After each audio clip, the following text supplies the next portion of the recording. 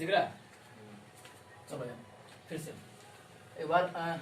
समतल दर्पण वैसा दर्पण जिसका परावर्तक सतह क्या हो, समतल हो। क्या हो? समतल। उसे क्या बोलेगा? समतल दर्पण कहेंगे।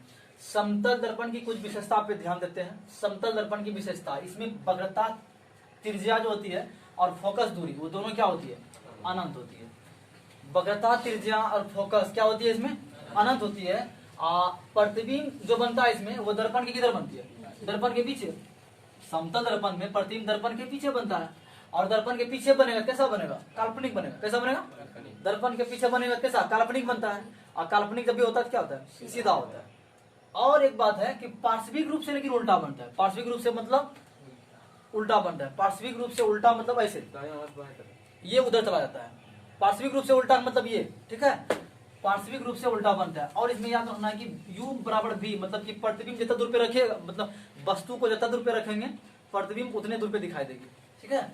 वस्तु दर्पण से जितना दूरी पर है प्रतिबिंब उतनी दूरी पर दिखाई देगी। बात समझ आ रही है? चलो, इससे रिलेटिव और कुछ क्वेश्चन है कि पूछता है बार बार समतल दर्पण से संबंधित। देखो, एक क्वेश्चन ये है कि किसी वस्तु की चाल जो है ना u है, ठीक है?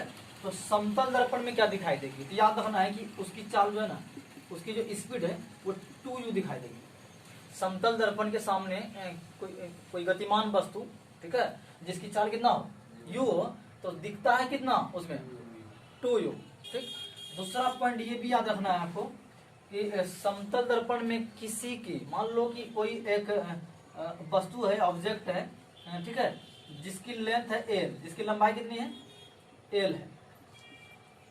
l लंबाई वाले किसी वस्तु को, l लंबाई वाले किसी वस्तु को, ठीक है, l लंबाई वाले किसी वस्तु को यदि हम दर्पण में देखें, यदि हम कौन दर्पण में देखें? समतल दर्पण में देखें, और हम चाहते हैं कि दर्पण में पूरा फिगर दिखाना चाहिए, तो पूरे l लंबाई का फिगर दिखना चाहिए, तो हमको दर्पण जो लेनी होगी वो l/2 लंबाई की।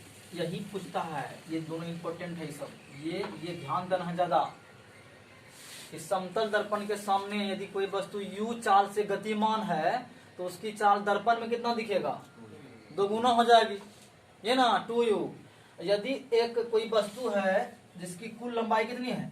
l है, मतलब l लंबाई की कोई वस्तु है, और यदि उसको पूरा देखना है हमको समतल दर्पण में, तो समतल दर्पण की हाइट जो होनी चाहिए ना, वस्तु की हाइट की आधी होनी चाहिए। कितना होनी चाहिए? आधी होनी चाहिए। बात समझ में आ रहा है? चलो, क्लियर हो गया। ये फिर से बात, समतल दर्पण की विशेषता, पहले वक्रता त्रिज्या और फोकस दोनों क्या होती है? अनंत होती है। कई बार पूछा ये। और प्रतिबिंब दर्पण किधर बनेगा? पीछे। अब पीछे जब भी बनेगा कैसा बनेगा? काल्पनिक हमेशा क्या होता है? सीधा। लेकिन यहाँ पे कंडीशन ये है कि पार्श्विक रूप से क्या बनता है? उल्टा बनता है। इसमें प्रतिबिंब उतने दूर पे बनेगा जितना दूर पे वस्तु रखी हुई है। दर्पण के जितना दूर पे वस्तु रखोगे उतना ही दूरी पर क्या बनेगी? प्रतिबिंब बनेगी। अच्छा, इसमें किसी वस्तु की चाल 2 गुनी नजर आती है। कैसे? कितना? 2 गुनी दिखती है। कितना? 2 गुनी। और किसी वस्तु का पूरी लंबाई यदि समतल दर्पण में देखना है तो उस दर्पण की लंबाई लेनी है वस्तु की लंबाई से आधी। कितना लेना है? वस्तु की लंबाई से आधी। कोई डाउट नहीं? चलो, अब एक नजर गौर करते हैं इधर उपयोग पे। अनुप्रयोग, उपयोग जो है किसका? समतल दर्पण का, ठीक है। तो जनरली इसका उपयोग होता है लुकिंग ग्लास, यानी आईना, जो चेहरा देखते हैं हम लोग, लुकिंग ग्लास के रूप, लुकिंग ग्लास में आईना। याद रखना है कि आईना, ये तो एक ही समतल दर्पण इसमें प्रयोग होगा ना, इसमें तो एक ही आईना में कितना? एक समतल दर्पण। उसके बाद है पेरिस्कोप, इसको बोलते हैं परिदर्शी, हिंदी में क्या बोलते हैं? परिदर्शी। याद रखना है कि इसको, इसमें जो है ना, इसमें 2 समतल दर्पण झुके रहते हैं। इसमें 2 समतल दर्पण झुके रहते हैं, वही कुछ एंगल के अकॉर्डिंग, कुछ एंगल के सारे। पेरिस्कोप परिदर्शी। और तीसरा है केलिडोस्कोप बहुरूपदर्शी। इसमें 3 समतल दर्पण होते हैं। कितना? 3। याद रखना है कि लुकिंग ग्लास यानी आईना, आईना समतल दर्पण का ही होता है। परिदर्शी में प्रयोग क्या होता है? समतल दर्पण ही। और क्या ठो? 2 ठो। और एक है बहुरूपदर्शी, ठीक है। इसमें समतल दर्पण कितने प्रयोग होते हैं? 3। कहीं कोई दिक्कत नहीं ना? पूरा हिस्ट्री समझ में आ रहा है? आगे बढ़े।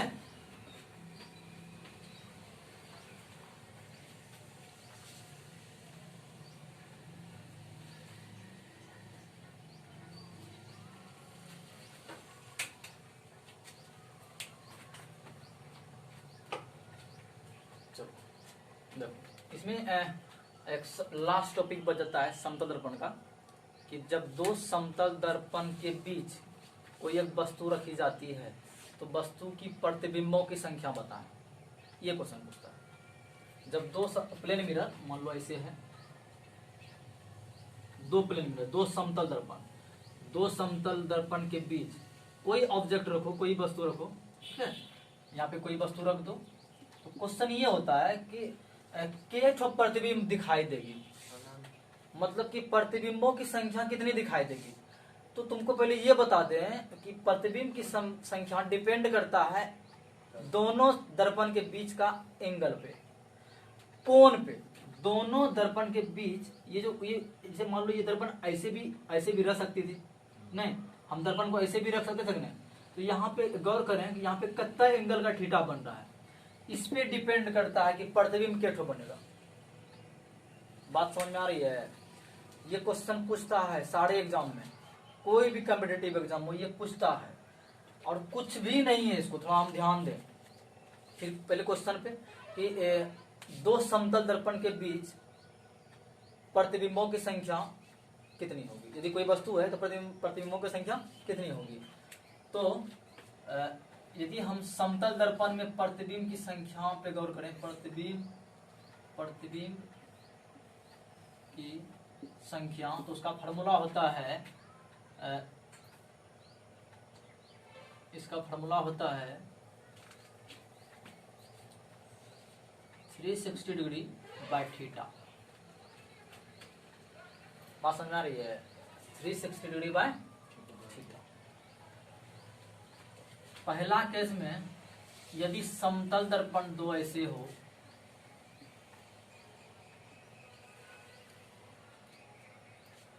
ये है, मान लो ये दिया हुआ है 45 डिग्री, क्या दिया है 45 डिग्री, तो इसके बीच कोई वस्तु रखें तो उसका प्रतिबिंब कैसे दिखाई देगा, यही क्वेश्चन रहेगा। तो हम यहाँ इस फॉर्मूले को प्रयोग कर लेंगे, यहाँ रखेंगे 360 बटे 45, के बार में कटेगा, के बार में कटता है, ध्यान देंगे 8 बार में। और एक बात याद रखना है कि प्रतिबिंबों की संख्या हमेशा विषम में आनी चाहिए, इसमें विषम में आनी चाहिए। तो यहाँ जैसे सम देखेंगे तो 1 माइनस कर देंगे, आंसर क्या हो जाएगा। बात समझाइए, आ गई? याद रखना कि प्रतिबिंब की संख्या हमेशा हमको माइनस में लिखना है, इसका पूर्णांक जो होगा वो माइनस में लिखाएगा। कहीं कहीं ऐसा फॉर्मूला रहता है 360 बटे थीटा माइनस 1, ठीक है, वो इसी के लिए।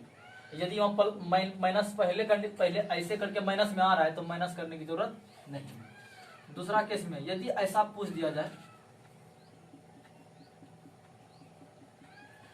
कि ये दो समतल दर्पण है और दोनों के बीच 60 डिग्री का एंगल है, तो बताएं कि किसी वस्तु का प्रतिबिंब कैसे दिखाई देगी। बस यही वाला फॉर्मूला लागू कर देना है, प्रतिबिंब की संख्या ये वाला लागू कर देना है, नहीं इसको ऐसे लिखो, नंबर ऑफ प्रतिबिंब, यही ना, ठीक है। तो यहाँ भी क्या हो जाएगा 360 अब बट्टे कितना 60, कितना होगा 6 क्या विषम पूर्णांक है या सम पूर्णांक है? सम पूर्णांक है तो इसमें 1 माइनस करना पड़ेगा, कितना दिखाई देगा, ठीक है। मान लो यदि ऐसा रहे, ये तो समकोण पे है, कितना डिग्री पे 90, तो इस यहाँ पे n का वैल्यू हो जाएगा 360 बटे 90, यानी कितना 4। फिर तो सम आ रहा है, तो क्या करना है 1 माइनस, कितना आ जाएगा 3 आंसर। ऐसे करके ही एक रहता है कि यदि अनंत पे रहे वस्तु, कहाँ पे रहे, ये सॉरी अनंत पे नहीं, हम उल्टा बोल रहे हैं। यहाँ पे ऐसा बोले कि दो समतल दर्पण कैसा रखियो, समानांतर रखियो, कैसा रखियो, समांतर रखी हो, दिखाई दे रहा है हा? दो समतल दर्पण यदि समांतर रखी हो तो उसके बीच की वस्तु का जो प्रतिबिंब होगा वो कितना दिखाई देगा, अनंत। क्या बोलेगा, यही क्वेश्चन ज्यादा इंपॉर्टेंट है, इसको ध्यान देना। जब यही अगर जब दोनों पैरेलल में रखा जाए, इस प्रकार रखा जाए, इस प्रकार ऐसे रखा जाए, तो प्रतिबिंब की संख्या अनंत होती है। बात क्लियर हुआ कि नहीं हुआ? हो गया ना? दो